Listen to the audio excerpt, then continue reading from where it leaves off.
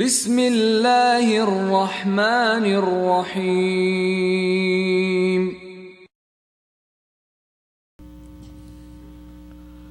لا حول ولا قوة إلا بالله العلي العظيم.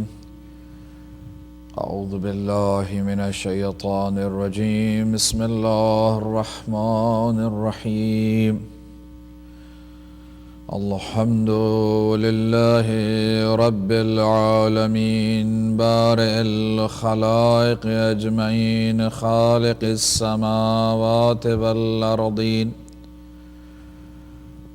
ثم الصلاة والسلام على عبده ورسوله وحبيبه وصفيه أشرف الأنبياء والمرسلين الذي سمي بالقرآن بالطه وياسين والمزمل والمدثر أبي القاسم محمد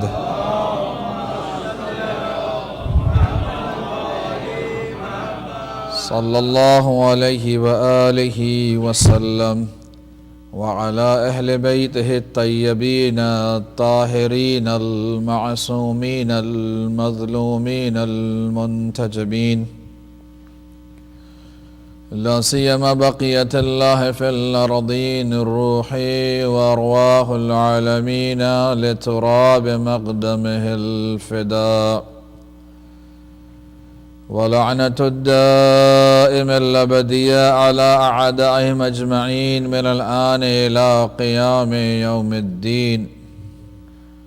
أما بعد، فقد قال الله تبارك وتعالى في كتاب الحكيم وقرآن المجيد، وهو أصدق القائلين وقوله الحق. أعوذ بالله من الشيطان الرجيم. بسم الله الرحمن الرحيم. يريدون ليطفئوا نور الله بأفواههم والله متم نوره ولو كره الكافرون. صدق الله العلي العظيم.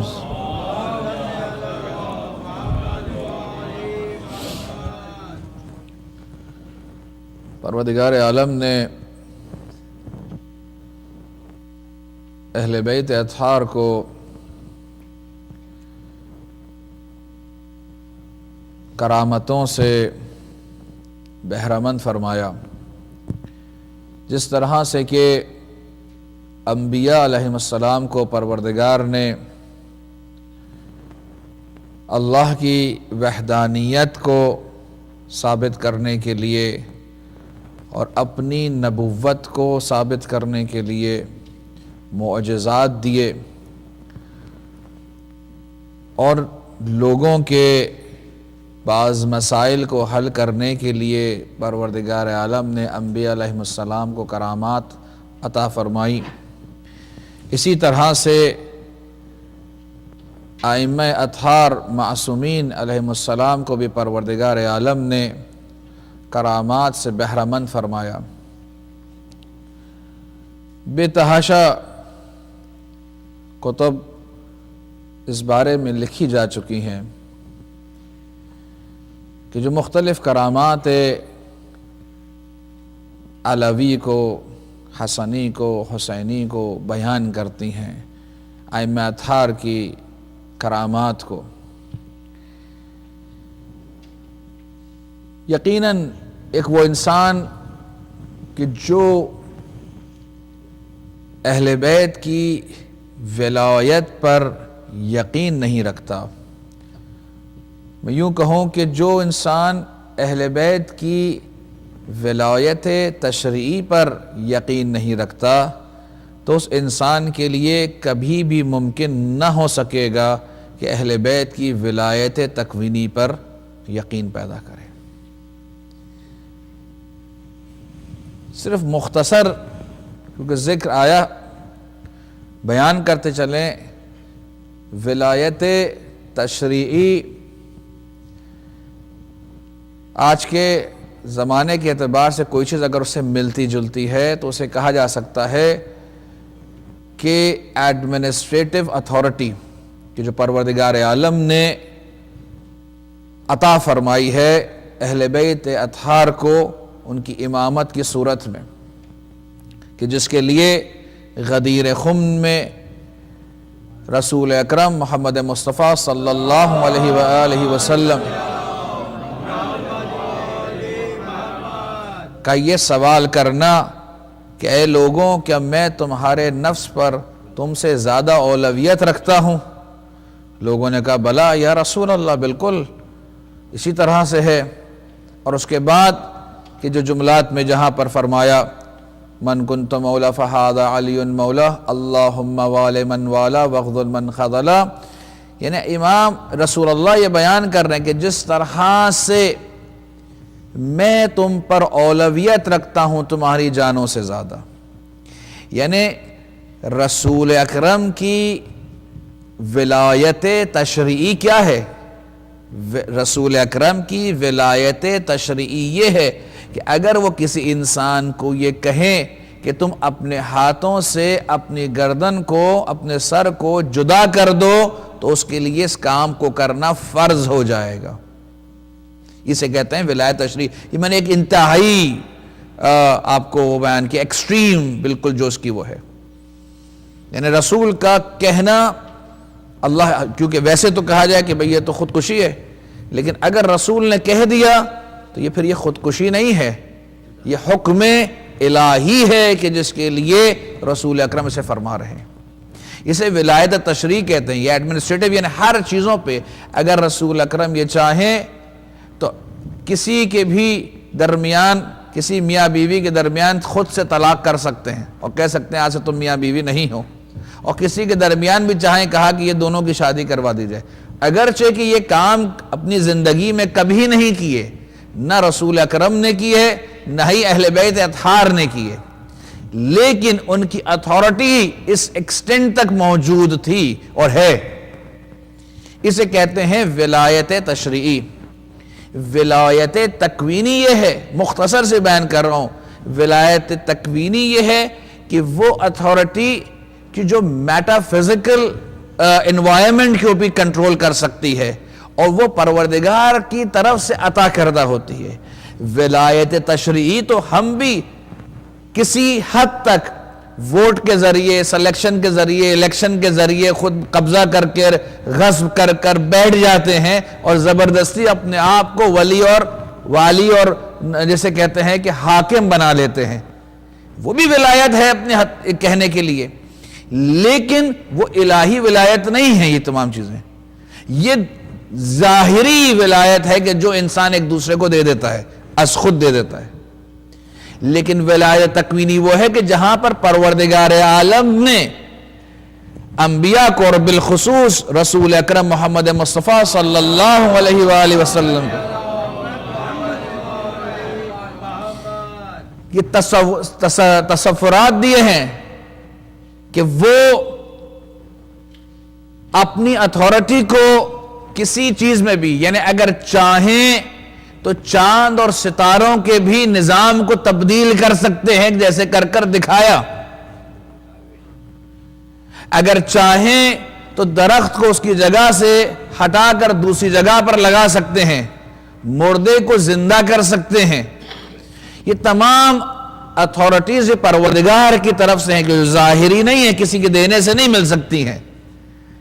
علم اور معرفت کے ذریعے پروردگار کی شناخت اور پروردگار سے تکلم یا پروردگار سے راز و نیاز کرنا یا مردوں سے تکلم کرنا، یہ تمام چیزیں یہ رسول اکرم محمد مصطفیٰ صلی اللہ علیہ وآلہ وسلم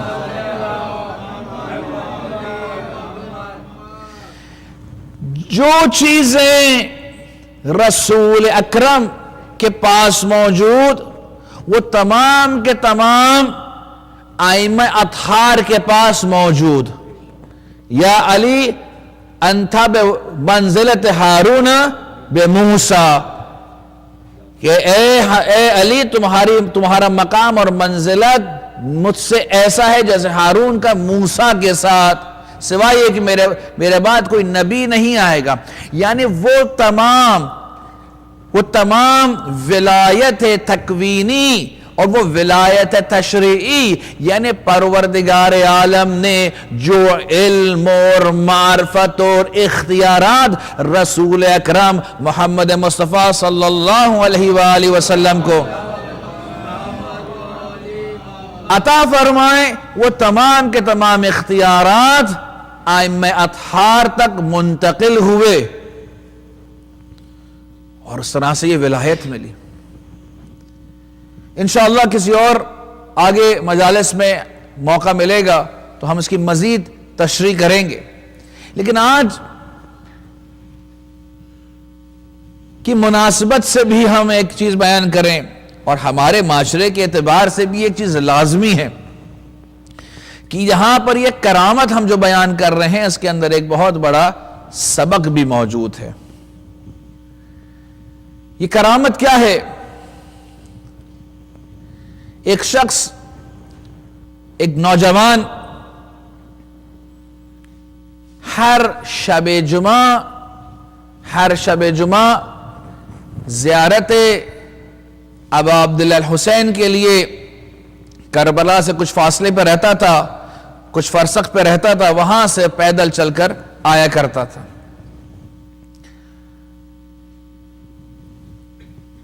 ایک دن ایک عالم دین نے، ایک مجتہد نے اپنے خواب میں دیکھا کہ ایک نوجوان ایک حرم میں داخل ہوا ہے، اور اس نے سلام کیا، السلام علیکم یا ابا عبداللہ، اور وہاں سے جواب اسے ملا وعلیکم السلام۔ خواب تھا تو ظاہر ہے کہ وہ خواب میں جہاں پر اس جوان کو دیکھا، وہاں پر خواب میں امام حسین علیہ السلام کو بھی مسکراتے ہوئے جواب دیتے ہوئے دیکھا۔ اب یہ عالم دین، یہ مجتہد، اسے یہ تشویش ہوئی کہ یہ جو میں نے خواب دیکھا ہے یہ صحیح ہے، یہ غلط ہے، یعنی ایسے ہی میرے ذہن کا ایک تخیلات، ایک چیز ہے میرے ذہن میں آئی ہے، یا واقعاً اس میں کوئی حقیقت رکھتی ہے۔ وہ ہر روز اور شب جو ہے وہ حرم میں بیٹھا کرتے تھے اور دروازے کی طرف رخ کر کے۔ ایک دن ایک شب جمعہ انہوں نے دیکھا کہ ایک نوجوان داخل ہوا حرم میں، اور اس نے مسکرا کر جواب دیا، اور جب جیسے کہ رسپانس ملتا ہے تو آدمی کی ایک سیکنڈ سمائل آتی ہے، اس طرح سے اس کے چہرے کے اوپر آئی۔ کہا کہ یہی ہے۔ اب انتظار کیا، وہ نوجوان آیا، اس نے زیارت کی، اس نے نماز پڑھی، اس نے تعقیبات پڑھی، دعائیں مانگی، جو بھی اس کی اپنی عبادت کی اس نے۔ یہ عالم دین بھی اپنی عبادت کرتے رہے، اس کو پہ نظر رکھتے رہے۔ جیسے ہی یہ آگے بڑھا، اس عالم دین نے اس کے پیچھے پیچھے چلتے رہے۔ جب یہ حرم سے تھوڑے دور پہنچ گیا، ایک نسبتاً آئسولیٹڈ مقام پر، ایک تاریک مقام پر پہنچا، تو اسے روکا، سلام کیا، اور اس کے بعد بتلایا، اس سے پوچھا کہ یہ بتلاؤ کہ تم نے حرم میں جب تم داخل ہوئے تو ہم سب سلام کرتے تھے، زائرین سلام کرتے ہیں، تم نے مسکرا کر سلام کیا اور تمہارے چہرے پر مسکراہٹ تھی۔ تو اس نے کہا نہیں، ایسے ہی میں نے کیا، یعنی اس نے ٹالنے کی کوشش کی اور نہیں چاہتا تھا کہ وہ بتلائے کہ کیا تھا۔ کافی دیر تک اس نے، ان عالم دین نے کوشش کی اور اس نے بھی ٹالنے کی کوشش کرتا رہا۔ پھر عالم دین نے اپنے خواب کو بیان کیا کہ میں نے خواب دیکھا کہ تم ہی تھے میرے خواب میں تو تمہیں نہیں پہچانتا، لیکن میں نے خواب میں دیکھا کہ تم ہی تھے، اور تم نے آ کر سلام کیا اور وہاں سے تمہیں جواب ملا۔ تو کیا اسی طرح سے ہے کہ تمہیں وہاں سے جواب ملتا ہے؟ اس نوجوان نے جب یہ سنا تو اب یہ کھلا، کہا ہاں بالکل اسی طرح سے ہے کہ جب میں آ کر سلام کرتا ہوں، ہر شب جمعہ آتا ہوں اور میں سلام کرتا ہوں ابا عبداللہ الحسین کی خدمت میں، اور وہاں سے مجھے جواب ملتا ہے۔ کتنے ایسے لوگ ہوتے ہیں ہم میں سے کہ جو سلام کریں اور ان کو جواب بھی سننا نصیب ہو۔ جواب تو یقیناً وہ دیتے ہیں ہمیں، لیکن اس کو سمجھنا، اسے درک کرنا، اور اس دنیا میں بقید حیات انسان ان کی زیارت کر سکے، یہ ہر ایک کو نصیب نہیں ہوتی ہے۔ یہ عالم دین اس نوجوان کے ساتھ پوچھنے لگے کہ یہ آخر کیا تم نے ایسی ریاضت کی ہے، کون سا ایسا کام تم نے کیا ہے، تم کون سی ایسی عبادتیں کرتے ہو کہ جس کی وجہ سے تمہیں یہ مقام اور منزلت عطا ہوئی ہے۔ یقیناً یہ ایک بہت بڑا عظیم مقام ہے انسان کے لیے کہ انسان سلام کرے اور خود امام علیہ السلام تشریف لا رہے ہیں اور اس کا جواب دے رہے ہیں۔ اللہ اکبر۔ پھر شخص نے بیان کیا کہ میرے بوڑھے ماں باپ تھے، میرے بوڑھے ماں باپ تھے، اور یہ میرا طریقہ کار تھا کہ میں ہر شب جمعہ یہاں آتا تھا تو ایک شب جمعہ اپنے والد کو لے کر آتا تھا اور دوسرے شب جمعہ اپنی والدہ کو لے کر آتا تھا، اور اسی طرح سے ہر شب جمعہ ہم آتے تھے، ایک دفعہ والد کو لے کر آتا تھا، ایک دفعہ والدہ کو لے کر آتا تھا۔ اب یہاں پر قابل غور کافی چیزیں ہیں، دقت کرتے رہیے گا۔ ایک صلوات بھائی محمد والے محمد۔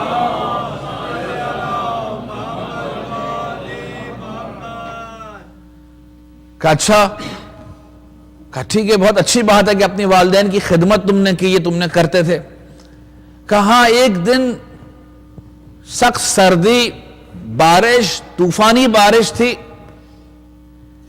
اور اس دن باری تھی کہ میں اپنے والد کو لے کر آؤں، تو میرے پاس سواری تھی، میرے پاس جسے کہتے ہیں ایک سواری تھی، میں نے اس کے اوپر اپنے والد کو بٹھایا۔ ہم جیسے ہی گھر سے نکلنے لگے اس طوفانی بارش میں تو میری ماں رونے لگی اور کہنے لگی کہ بس مجھے بھی اپنے ساتھ لے جاؤ۔ میں نے بہت اپنی والدہ کو سمجھایا کہ بھئی پچھلے ہفتے آپ کو میں لے کر گیا تھا، اس دفعہ والد کی باری ہے اور آئندہ ہفتے میں لے جاؤں گا۔ کہا نہیں، مجھے ایسا لگ رہا ہے کہ یہ شب جمعہ میری آخری شب جمعہ ہے، تم مجھے لے جاؤ۔ اور کہنے لگے کہ ضد کرنے لگی اور رونے لگی شدت کے ساتھ کہ کسی طرح سے بھی لے کر جاؤ۔ کہا میں کیا کرتا؟ میں مجبور ہوا، میں نے اپنے والد کو سواری پر بٹھایا اور اپنی والدہ کو اپنی پشت پر سوار کیا، اپنی والدہ کو اپنے پشت پر سوار کیا، اور وہ تمام راستہ جو چند فرسخ کے اوپر تھا وہ میں نے سخت بارش، طوفانی بارش میں نے انہیں پہنچایا ذریعے مقدس ابا عبداللہ تک۔ جب ہم نے اپنے ماں باپ کو میں نے پہنچایا اور وہاں بٹھایا، اس کے بعد میں نے ذریعے پر سلام کیا، السلام علیک یا ابا عبداللہ۔ اس خدمت کا مجھے یہ اجر ملا کہ ابا عبداللہ کو میں نے خود دیکھا اور ابا عبداللہ نے صلاح علیہ جواب دیا، علیک السلام۔ عجیب ہے، واقعاً عجیب ہے۔ اس کرامت میں چند سبق ہیں ہمارے لیے۔ ایک، ہر شب جمعہ امام حسین کی زیارت پڑھنا۔ دوسرے لیے ہمارے سبق ہے کہ اپنی والدین کی خدمت کرنا۔ تیسری چیز ہمارے لیے سبق ہے کہ ایک کی خدمت کی وجہ سے دوسرا ڈپرائیو نہ ہو جائے۔ بھائی ماں ضد کر رہی تھی تو باپ کو ریکویسٹ کرتا اور اتار کر ماں کو لے جاتا، نہیں، باپ کی بھی خدمت ہو رہی ہے، ماں کی بھی خدمت ہو رہی ہے۔ اللہ اکبر، اللہ اکبر۔ اس کے بعد اپنے والدین کو پہنچایا وہاں پر، اور یہ نہیں کہ اب تو میں تھک گیا، اب کچھ نہیں کر رہا، نہیں، اس کے بعد کھڑے ہو کر زیارت کی ابا عبداللہ الحسین کی۔ اللہ اکبر، اللہ اکبر۔ یہ وہ کرامتیں ہیں کہ جو اہل بیت اطہار ہمیں عطا فرماتے ہیں۔ یہ وہ سبق ہے، یہ وہ دین ہے، یہ وہ شریعت ہے، یہ وہ ویلیوز ہیں کہ جو ہمیں کیری آن کرنی ہے، اسے آگے لے کر جانا ہے، نسل در نسل سے منتقل ہونا چاہیے۔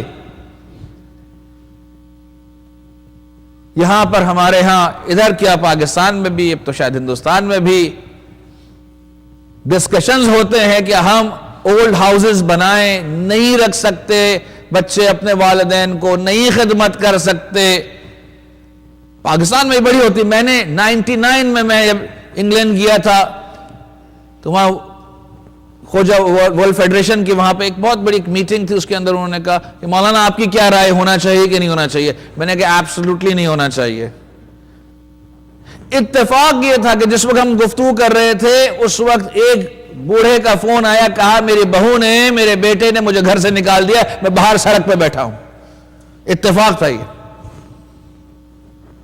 خیر پہلے ان بزرگ کے مسئلے کو حل کیا, کسی کو فون کیا, انہیں پک کیا جائے, اور جو بھی سلسلہ تھا. کہنے لگے دیکھیں یہ آگے ایگزامپل آپ کے سامنے. میں نے کہا اگین کچھ لوگوں کی وجہ سے ہمیں ایک نظام, ایک سسٹم, ایک ویلیو, ایک غلط ویلیو سسٹم نہیں کریٹ کرنا چاہیے. اور آج تک میں اسی رائے کے اوپر باقی ہوں. پاکستان میں بہت سے لوگوں نے اس بات پہ کہا کہ یہ مشکلات ہیں, ہمیں کرنا چاہیے. میں نے کہا ہرگز نہیں کرنا چاہیے. کہا وہ چند بوڑھے, میں نے کہا وہ چند بوڑھوں کو تکلیف میں رہنے دو تاکہ ایک غلط ویلیو سسٹم نہ کریٹ ہو جائے.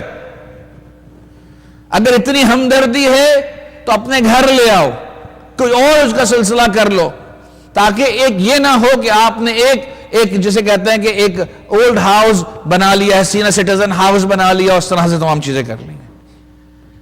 آپ دیکھیں کہ وہ بہو کیوں نہیں رکھنا چاہتی ہے, وہ بیٹا کیوں نہیں رکھنا چاہتا ہے. ان کے اگر فائنینشل ایشوز ہیں, ان کے اگر بیہیویئر ایشوز ہیں تو اس کو ایڈریس کیا جائے. ہم ان مشکلات کو, ان چیلنجز کو ایڈریس نہیں کرتے ہیں اور نئی نئی چیزوں کو بناتے چلے جاتے ہیں. اس وجہ سے وہ چیزوں کو اور جسے کہتے ہیں پنپنے کا وقت ملتا ہے اور وہ اور پھیلتی چلی جاتی ہے. تو رانگ ویلیوز کو اڈاپٹ نہ کریں. یہاں پر یہ سکھلایا ہے کہ دیکھو ماں باپ کی خدمت کس طرح سے کی جاتی ہے, کس طرح سے والدین کی خدمت کی جائے. اور انسان اگر والدین کی خدمت کرے تو قبر میں اور آخرت میں تو انشاءاللہ شفاعت نصیب ہوگی, لیکن اس دنیا میں بھی زیارت ابا عبداللہ الحسین انشاءاللہ نصیب ہوگی. صلی اللہ علیہ وسلم.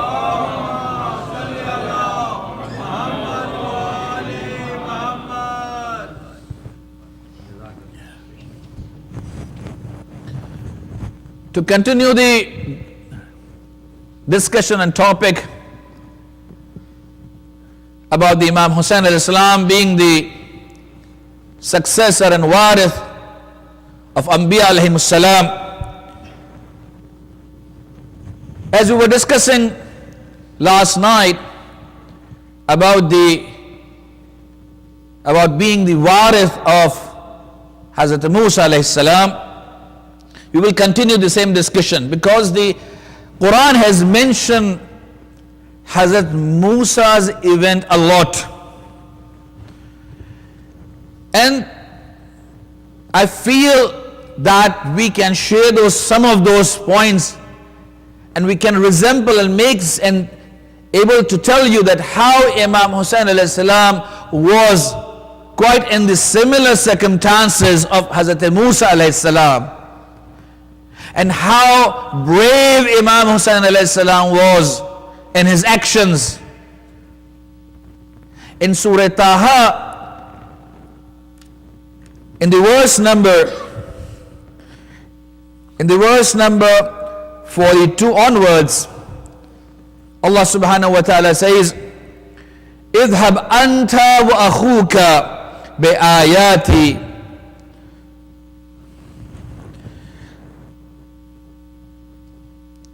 And Allah says that, O Musa, you yourself and your brother should go towards Fir'aun and take with you my ayat. And what is the ayat? The miracles which was been given to Hazrat Musa alayhi salam. My signs, my miracles which I have given. اذهبا إلى فرعون إنه طغى. Both of you should go because he has revolt against Allah subhanahu wa ta'ala. فَقُولَ لَهُ. Now this is where I wanted to bring you over here, which is the verse number 44. وَقُولَ وَقُولَ لَهُ قَوْلًا لَيَّنًا. And when you will go over there and speak to him, who was Fir'aun? Fir'aun was an open enemy of Allah subhanahu wa ta'ala. He used to say that he himself is the creator and the Lord. So now, no other enemy could be more bigger than this Fir'aun, or more dangerous than Fir'aun. But when Allah sends these two people, the two prophets towards Fir'aun, He say, قُولُوا لَهَا قَوْلًا لَيَّنًا. قُولَ لَهُ قَوْلًا لَيَّنًا. That both of you. Why? Why Allah said both of you? But there is interpretations over there in the tafsir. But just to give a little bit background, because Hazrat Musa used to be a short-tempered sort of person. But so Musa, you have a responsibility. You cannot bring your attitude over here. You cannot bring your attitude. And the person who is able to control and abstain his own attitude is the most bravest person, as per the hadith from Imam Ali alayhi salam.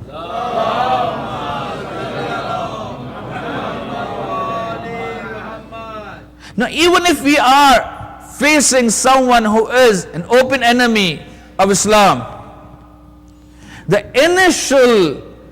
initially we should come with a soft corner, with the intention to guide that person. Initially it should be like that. And that's how Hazrat Musa and Hazrat Harun alayhi salam went over there and said to Fir'aun, and the point was that قُولَ لَهُ قَوْلًا لَيَّنًا لَعَلَّهُ يَتَذَكَّرَ أَوْ يَخْشَى. Maybe he accepts that, or maybe he got afraid of the torment of Allah subhanahu wa ta'ala. So ultimately he will accept the oneness of Allah subhanahu wa ta'ala, the tawheed of Allah subhanahu wa ta'ala. Allah knew everything about Fir'aun, but still to give him a chance, Allah again asked both the prophets to go with him and talk to him in a soft tone. And then he may get some guidance or accept Tawheed. قَالَ رَبَّنَا. Of course, they were only two persons. Hazrat Musa, Hazrat Harun salam. قَالَ رَبَّنَا إِنَّنَا نَخَافُ. Oh Lord, we are afraid that we are only two people and he will do something, harm us. Allah said to him, don't worry Fir'aun, don't worry Musa, Fir'aun will do nothing to you. Nothing will happen to you. Now over here is that if we are against someone, if someone is against us, now how to encounter that person? Should we have the same way to take the initiative, or no, we should start with a stick? No. The thing is that the starting should be with qawl layyan, with soft tone, and try to convince that person, make him understand, tell him the reasons, the logic behind your action or your ideology, whatever you would like to express yourself. Then gradually, step by step, you can come and may it end into the battlefield as well.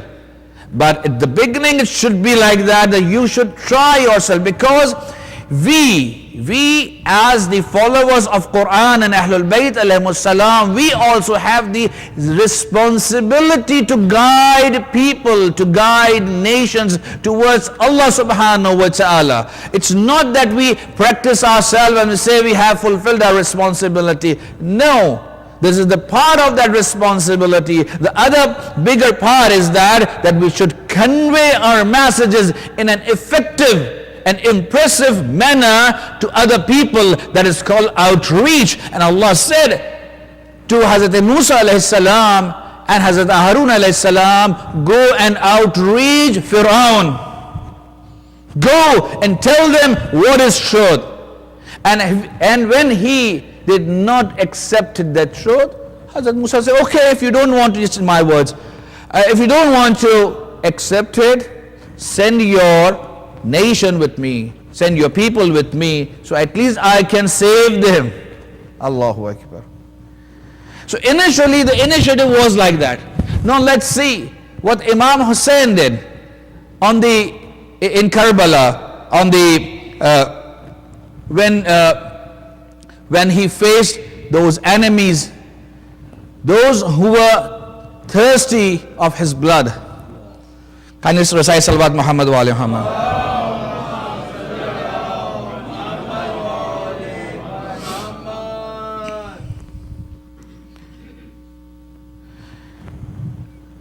Imam alayhi salam talking to Amr ibn Sa'd. Who was Amr ibn Sa'd? Amr ibn Sa'd was the commander-in-chief or general of that enemy who was against Imam Hussein alayhi salam and his companions. Now what Imam said to him? Now this was on the 9th of Muharram. On the 9th of Muharram, Imam said, Yabna Sa'ad, wayhaka atuqatiluni? That, O Amr ibn Sa'd, I condemn your action. Are you going to kill me? أما تتق الله الذي إليه معادك. Why aren't you afraid that you're going to kill me? And you have to go back to Allah. That how you are going to respond to Allah subhanahu wa ta'ala, that you have killed Hussein, that you have killed the son of the daughter of the Holy Prophet Muhammad sallallahu alaihi wasallam. How are you going to reply to this? How are you going to answer to this thing to Allah subhanahu wa ta'ala? And then, you know what lame excuse he gave? He said, I am afraid that my house will be destroyed. Imam said, I will give you a new house. Then he again said, I'm afraid that they will take my gardens, orchards, which I have. Imam said, I will give you better than those what you have. Then again he said, I'm afraid about my families, that they will be killed or they will be taken as captives. Then Imam said, okay, he is bringing again and again lame excuses. That means he doesn't want to surrender. Imam offered him. Imam gave him a chance. It wasn't like that Imam wanted his chance for himself. Rather, Imam gave him chance to save himself from the torment of Allah subhanahu wa ta'ala and the fire of hell. But he was an unfortunate person who did not accept that. So Imam started it with this. And then when he did not accept it, then Imam cursed him that you may die on your bed. And that's how it happened.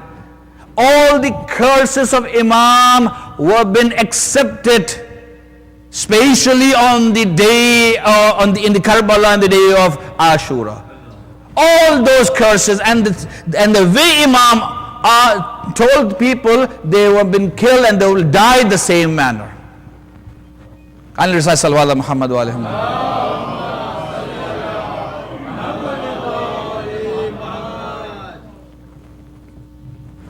Now you can see the similarity.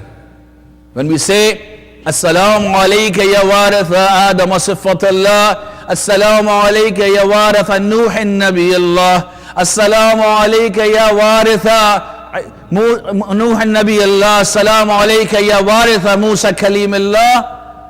This is the waris, who is strong, brave, and still is able to control his own anger and give the chance to the opponent to accept the truth, to understand the truth. But if he doesn't want to avail that opportunity, then yes, of course, the other ways we have to adopt that. Then Imam came the next day in the battlefield, face to face with him. Imam in Karbala, the way Hazrat Musa alayhi salam that tried to bring back the true values, bring back the true divine values in the society, Imam also did the same thing, and now asking the same thing from us as well. Imam in one of his sermons, Imam alayhi salam says, "Ala tarawna ila al-haqq la yu'malu bih." Don't you see that the people do not performing good deeds? Ala tarawna ila al-haqq. They are not giving their support to truth. Wa ila al-batil la yutanahi an. And they are not keeping themselves away from wrongdoings and from evil acts. And then Imam said, لِيَرْغَبَ الْمُؤْمِنْ فِي لِقَاءِ اللَّهِ فَإِنِّي لَأَرَى الْمَوْتَ إِلَّا سَعَادًا وَالْحَيَاةَ مَعَ الظَّالِمِينَ إِلَّا بَرَمًا. Then said that I feel that dying in this path is much more better for me than to give my allegiance to these zalimin and transgressors. Then Imam says, An-nas abidud dunya. Now this is something very much important for us as well. Imam says, An-nas abidud dunya wad-deen layqa ala al-sanatihim. Allahu Akbar. Imam says that people are abidud dunya. They are slaves of this world, slave of their lustful desires, slave of this materialistic world. There seems to be very practicing Muslims offering prayers, fasting, recitation of Quran, giving charity and alms. But when it comes to save Islam, to lay down their lives, to give their lives of their companions and beloved ones, they leave the religion. They leave the religion and say, it's for you, take it yourself. And that's what the people like Amr ibn Zubair, and also the Abdullah ibn Zubair and Abdullah ibn Umar, they did the same thing. That they were being famous for their piety in Medina, but when it came to encounter Yazid, no one came with Imam Hussain alayhi salam. And Imam Hussain was there with his Ahlul Bayt alayhimus salam. He was there only. But he never surrendered. The beauty of the event of Karbala, which gives us that we should strive till the last drop of our blood to save Islam, to save the values revealed on the Holy Prophet and narrated and conveyed to us by his progeny Ahlul Bayt alayhimus salam. The values which was being laid through Quranic verses, for which we have been asked to promote it, the teachings of Quran and teachings of Ahlul Bayt alayhimus salam, so people can only and only be obedient to Allah subhanahu wa ta'ala and not to be obedient to their lustful desires. And that's how he said. That he said the people mostly, it's not when we say that people are practicing Muslim. No, practicing Muslim is not the one who offers prayers only. It's an obligation. Okay, so offering prayers, okay. It's not that he is giving charity, khums and zakat and some other philanthropist performance. He is doing something over there, helping others. This is not enough. This is a part of it. The other part is to save Islam, to promote its values. Quran has the universal values which has not been still understood by even us. Not even by us. And it could be understood if we have regular classes of tafsir, regular understanding of an interpretation of Quranic teachings and the teachings of Ahlul Bayt. We believe in Nahjul Balagha, but how much we have read that Nahjul Balagha. How many times we have recited the du'as with its meaning and understanding which has been mentioned in Sahifa Sajjadiyah. How many times in all these years of 30, 40, 50, 60, 70 years? It's very, very difficult. If someone was very dedicated and fortunate, he must have read once in his lifetime Nahjul Balagha, or maybe twice. And du'as, we just read it in Arabic and that's it. These du'as are not just for reading, it's to understand. It's the ma'rifat of Ahlul Bayt and ma'rifat of Allah is in those du'as. We won't be able to find these du'as. These are the treasures which has been given to us only and only by Ahlul Bayt alayhimus salam. We won't find these sort of du'as and supplications in this entire world. It's my challenge, it's the challenge of all the ulama. We won't be able to find these sort of du'as, these sort of spirituality. Now this materialistic world is going towards this spirituality. Now it's our time that we can introduce the real and true ma'anawiyat and ma'arifah and spirituality to the people. But it can be done when we know ourselves. So we have to start from ourselves, from our centers. We have to organize programs like this, and it should be on continuous basis for the whole year and years to come. It's not going to finish. The Quran whole tafsir will finish in 1 year. It will take time. Explanation of Nahjul Balagha is not going to finish in 1 year. It will take time, and that's how. But Imam Hussain stood firm over there.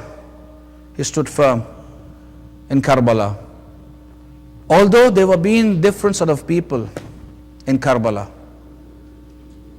Alag-alag umr ke, chote, bade, bacche, sab the. Har sano, har umr ke the.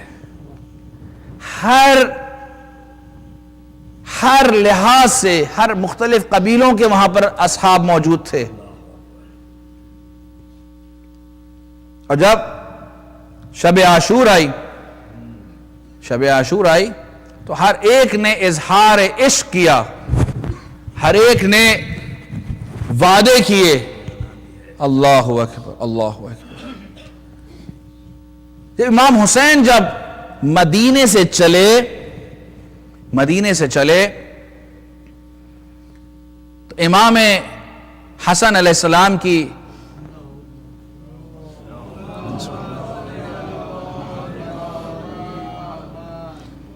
اولادیں بھی ان کے ساتھ تھیں, جن کی مختلف عمریں تھیں اور مختلف سن میں تھے, اور وہ سب کے سب ساتھ میں چلے. اور جب میدان کربلا میں پہنچے شب عاشور, اس تاریخ رات میں کہ جس میں میرے مولا نے چراغ بھی گل کر دیا. اللہ اکبر. اور میرے مولا نے ایک ایک سے امتحان لینے کی کوشش کی اور ایک ایک کامیاب ہو گیا. ایک کونے میں میرے مولا حسن کا نوجوان کوئی لگ بھگ 13 سال کی عمر ہوگی. نوجوان بھی کھڑا تھا. میرے مولا ہر ایک کو جنت کی شہادت کی بشارت دے رہے تھے کہ کل زہیر تم بھی شہید ہوگے, مسلم تم بھی شہید ہوگے, اہل بیت میں آئے عباس تم بھی شہید ہوگے, اکبر تم بھی شہید ہوگے. اللہ اکبر. سب کو بشارت دی. یہ نوجوان وہاں کھڑا رہا اور ایک کونے میں کھڑا روتا رہا. میرے مولا نے پوچھا کہ کیا ہو گیا بیٹا؟ کہا چچا جان آپ نے ہر ایک کو بشارت دی شہادت کی, لیکن میرے نصیب میں شہادت نہیں ہے کیا؟ میرے مولا نے پوچھا اے قاسم یہ بتاؤ کہ تمہارے نزدیک موت کیسی ہے, موت کیسی ہے؟ اللہ اکبر. جناب قاسم نے فرمایا چچا جان اگر آپ کی رقاب میں ہو تو شہد سے زیادہ شیرین ہے. ارے قاسم 13 سالہ قاسم ہے, لیکن معرفت ہے کہ ہر جگہ موت میں حلاوت نہیں ہوتی ہے. اگر امامت اور ولایت کے ساتھ ہو تو پھر موت صحت سے زیادہ شیرین اور گوارا ہو جاتی ہے. اجرکم اللہ, اللہ اجرکم اللہ. ہاں سب صاحب اولاد بیٹھے ہیں انشاءاللہ, جوان بھی بیٹھے ہیں, بوڑھے بھی بیٹھے ہیں. اگر شجاعت سیکھنی ہے تو اس نوجوان سے سیکھیں کہ جو ہم بڑے بڑے اور جوان اور طاقتوروں میں نہیں ہے, لیکن اس نوجوان شہزادہ قاسم کے اندر موجود ہے. قاسم امام حسن کے فرزند. اللہ اکبر. میرے مولا نے یہ سننا تھا کہ قاسم کو اپنے پاس بلایا, اپنے سینے سے لگایا اور کہا بیٹا کل تم بھی شہید کیے جاؤ گے اور تمہارا 6 ماہ بھائی علی اصغر بھی شہید ہوگا. اللہ اکبر. یہ بشارت ملنی تھی کہ قاسم کا چہرہ کھل گیا. اللہ اکبر. ارے خوش ہو کر اپنی ماں کے پاس گئے اور بتلایا میرے امو میرے چچا نے مجھے بھی بشارت دی ہے, کل مجھے بھی شہادت نصیب ہونی ہے. اللہ اکبر, اللہ اکبر. ہاں یقیناً بڑے آرزویں ہوتی ہیں, اس عمر میں ہوتا ہے, بڑی نامائیں بڑی امیدیں لگا کر رکھتی ہیں اپنے نوجوانوں سے جوانوں سے, اب ایسا ہوگا اب ویسا ہوگا. اللہ اکبر, اللہ اکبر. لیکن میں کہوں قاسم کی ماں ناراض نہ ہو. ارے جو دلاوری کے جوہر یہ 13 سالہ بچہ دکھائے گا, ارے دنیا دیکھے گی, ارے حسن کو بھی یاد کرے گی, ارے علی کو بھی یاد کرے گی. اللہ اکبر, اللہ اکبر. ہاں عاشور کا دن آیا, عاشور کا دن آیا. ایک ایک کر اصحاب اپنی جانوں کا نذرانہ دیتے چلے گئے. ارے جون بھی گئے, مسلم بھی شہید ہو گئے, حبیب ابن مظاہر بھی ارے زمین کربلا پر سو گئے, زہیر ابن قین بھی سو گئے. اللہ اکبر. ہلال بھی رخصت ہو گئے, حر بھی چلے گئے. ارے جب سب کے سب چلے گئے تو علی اکبر کی باری آئے, علی اکبر بھی میدان میں جا کر شہید ہوئے. اللہ اکبر. ارے یہ حسن کے نوجوان یہ سب دیکھ رہا تھا, کہا کہ ہاں اب میری باری آ گئی ہے. چچا کے پاس گیا, چچا مجھے اجازت تو دیجئے. اللہ اکبر. ارے کبھی حسین قاسم کے چہرے کو دیکھتے تو کبھی آسمان کی طرف دیکھتے.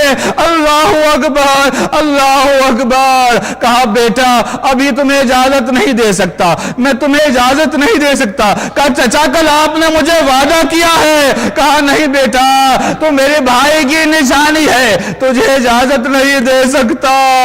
ارے قاسم روتا ہوا اپنی ماں کے پاس گیا. کہا ماں چچا مجھے اجازت نہیں دے رہے.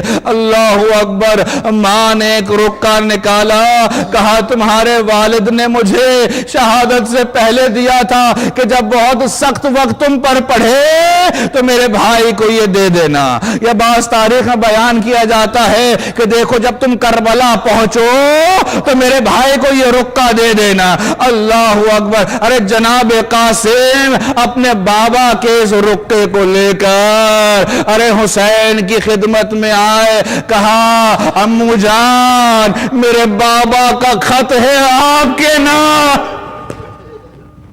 اللہ اکبر. حسین نے اس خط کو ہاتھ میں لیا, آنکھوں سے لگایا, ارے ہونٹوں سے چوما. ارے بھائی کا خط ہے. اللہ اکبر. حسن کا خط ہے. اللہ اکبر. اب جو اسے کھول کر دیکھا اور پڑھا تو لکھا تھا میرے بھائی تم پر میرا سلام ہو. کربلا میں تو موجود نہ ہوں گا لیکن میری طرف سے میرے بچوں کی قربانی قبول کر لینا. اجرکم اللہ. اللہ اکبر. ارے جناب قاسم کو جو دیکھا میرے مولا نے سینے سے لپٹایا, اتنا گریہ کیا کہ غشی طاری ہو گئی. اللہ اکبر. اب اٹھے, ارے سجایا, قاسم کو سجایا. اللہ اکبر. سر پہ حسن کا عمامہ رکھا. اب زرہ پہنانی چاہیے. ایک زرہ لگائی, بدن پر نہ آئی, دوسری لگائی, دوسری نہ آئی, تیسری پہنانے کوشش کی, تیسری نہ آئی. اللہ اکبر. ارے کوئی زرہ اس بچوں کے لیے بھی کبھی بنائی جاتی ہے. ارے یہ 13 سالہ بچہ, اس کے سینے پر زرہ نہیں آئے گی. میرے مولا نے کہا بیٹا اسی طرح سے میدان میں چلے جاؤ, اسی طرح سے میدان میں چلے جاؤ. اجرکم اللہ. جناب قاسم رخصت ہوئے, گھوڑے پر سوار ہوئے. اللہ اکبر. مورخین فرماتے ہیں, لکھتے ہیں کہ جب قاسم وہاں سے گھوڑے پہ سوار ہوئے تو تلوار بھی ذرا بھاری تھی. اللہ اکبر. آگے بھی چلے تھے کہ قاسم کی تلوار سے ہی ان کے اپنے نالین اس میں سے وہاں سے اس کا بند کھل گیا. اللہ اکبر. جیسے ہی میدان میں گئے, ارے لوگ کہنے لگے یہ 14ویں کا چاند کہاں سے کربلا میں اتر آیا ہے. اگر یہ کہا یہ کس کا بچہ ہے, ارے بچوں کی تو جنگ نہیں ہوتی ہے. اللہ اکبر. ارے کسی نے کہا یہ علی کا پوتا ہے, کسی نے کہا یہ حسن کا بیٹا ہے. اللہ اکبر. کہا یہ بچہ ہے, ارے اسے تو کوئی بھی جا کر مار لے گا. لیکن جب لوگ ایک ایک کر قاسم کے سامنے آنے لگے تو قاسم نے اپنے وہ جوہر دکھائے کہ جو بابا سے سیکھے تھے, ارے جو دادا سے نسل در نسل پہنچے تھے. اب بتلایا یہ قاسم کوئی معمولی بچہ نہیں, ارے یہ حیدر کرار کا پوتا ہے. ارے اس کے مقابلے میں ایک ایک کر نانا اگر مارنا ہے تو مل کر مارو. اللہ اکبر. جب عامر ابن سعد نے دیکھا ارے میرے تو کئی فوجی واصل جہنم ہو گئے تو کہا ارے یہ علی کا پوتا ہے, اسے چاروں طرف سے گھیر لو. اب نرغ آدھا میں آ گئے. وہاں ٹیلے پر کھڑے میرے مولا حسین دیکھ رہے تھے اپنے شہزادے کے کارناموں کو. لیکن جیسے ہی نرگے میں گھیرا اب قاسم نظر نہیں آ رہے. اللہ اکبر. ارے 4 سو سے قاسم پر حملہ ہوا. ایک لعین نے فرق مبارک پر جو تلوار کا وار کیا, ایک صدائے استغاثہ بلند ہوئی, اے چچا میری مدد کو آئیے. اللہ اکبر. ایک لعین نے قاسم کو نیزہ مارا. ارے قاسم کا لاشا زمین کربلا چاچا کربلا کی زمین پر آیا، وہاں سے حسین دوڑتے ہوئے قاسم کے لاشے پر، اجرکم علی اللہ، اجرکم علی اللہ، ارے حسین قاسم کے لاشے پر آئے، کہا بیٹا معاف کرنا، تمہارا چچا پہلے نہ پہنچ سکا، ارے قاسم کی جان خالق حقیقی پہنچ گئی۔ ارے حسین نے قاسم کا سینہ اپنے سینے پر رکھا اور اسے کشا کشا خیمے کی طرف لے گئے۔ ارے قاسم کا لاشا خیمے میں پہنچنا تھا کہ وہاں حسینہ، وہاں علیہ، وہاں فاطمہ، وہاں محمدہ کی صدائیں بلند، ماتم حسین یا حسین۔